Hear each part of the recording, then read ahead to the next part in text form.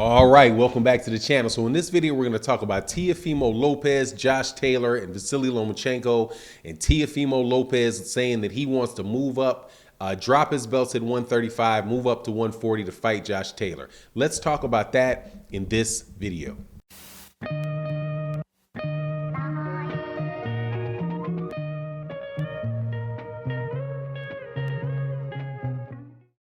All right, let's talk about this lightweight division and probably one of the most talented divisions in boxing, where you're getting the absolute least amount of fights.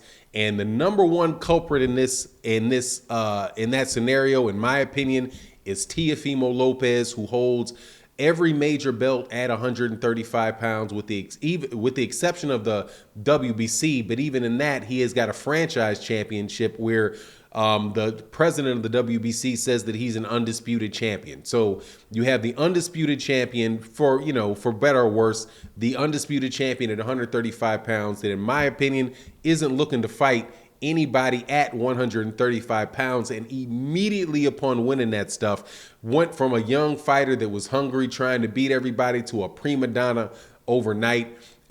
He says he doesn't want to fight Vasily Lomachenko. I don't think that he has said, other than maybe a Gervonta Davis in passing, that there's anybody at 135 pounds that he wants to fight, and that he's looking to move up to 140 pounds to challenge Josh Taylor. So I got an issue with that, first of all, for two reasons. Number one, Josh Taylor may not be there.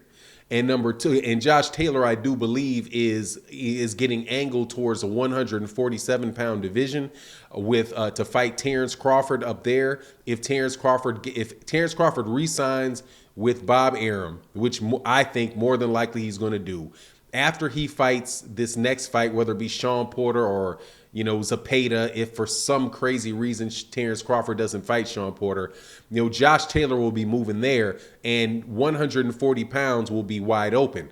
But at 140 pounds, there's really not a lot of really great fighters for Teofimo Lopez to fight. So I think if he goes up to 140, I doubt that they make the Josh Taylor fight.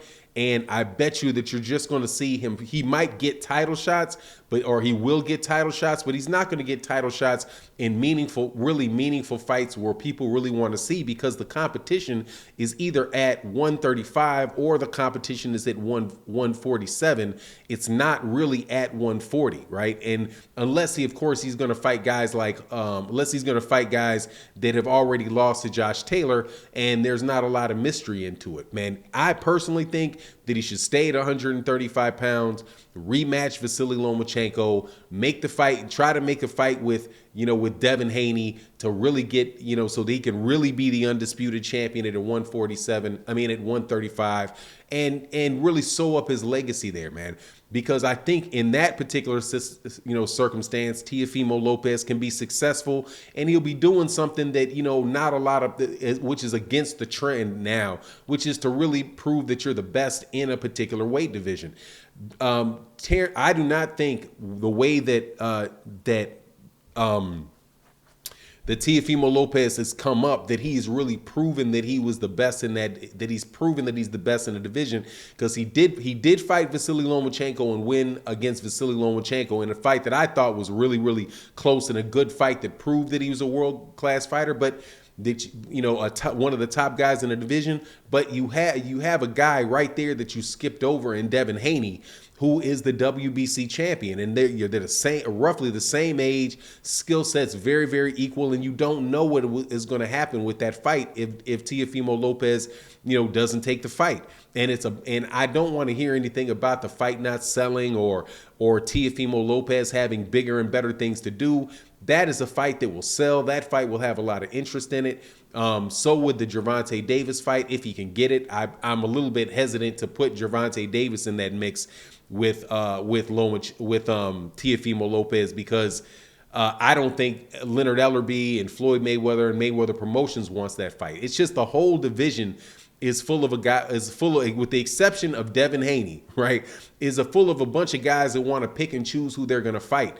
Whether it's Ryan Garcia coming in and out of boxing, Teofimo Lopez telling telling Vasily Lomachenko there's no reason to do that rematch, right? Even though it was an extremely close and extremely entertaining fight, he doesn't see a reason to do that. It's just a whole bunch of nothing really happening between those guys.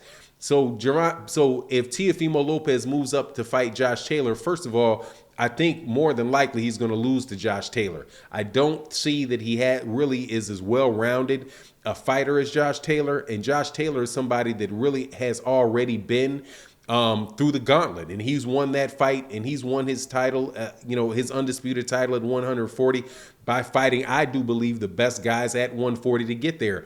Between Regis Prograis, who was a very solid fighter, underrated fighter, and in a very, very close fight, right? I thought the fight was closer than the judges' scorecards had it. But, I would acknowledge that Josh Taylor won it. And then by beating Jose Ramirez, I think that if he fights Teofimo Lopez, then it's probably going to be similar to Regis Prograis. I think it would be better for Teofimo Lopez just to stay where he is, finish his job there, then move to 140 if Josh Taylor is still there. I don't think Josh Taylor is going to be there for more than one fight, and then you were going to see a bunch of fights with Teofimo Lopez that really don't matter. And that's the big shame of what's going on in boxing right now. And, it's very, very irritating situation because you're sitting here looking at all of these super talented fighters, even though you may criticize, them for who they fight or don't fight or what they say or don't say. There's a lot of very, very talented fighters in boxing that are not fighting each other. And we're getting, and instead of being able to see these matchups, we're getting sold this nonsense with these YouTube fights, with the YouTube fighter versus an MMA fighter versus, a 60-year-old, ex-fighter. And, that is the stuff that is really, being put out there as the main product being put out by boxing right now. And, the shame of the matter is that, down the road, guys like Teofimo Lopez, and other fighters, I would say, like Terrence Crawford, they really do risk their their legacy, man, and being known as a great fighter, really, instead of, a guy that had, one of 6 guys that held a belt at a weight division. I mean, look at Teofimo Lopez and his undisputed title, right? How can you be undisputed when you got 6 other champions in the division? You know what I mean? You got Gervonta Davis, who's a lightweight champion. You got Ryan Garcia, that's a lightweight champion. You got Devin Haney, that's a lightweight champion. And all these guys are walking around, even Rolly Romero running around saying that he's got a lightweight title.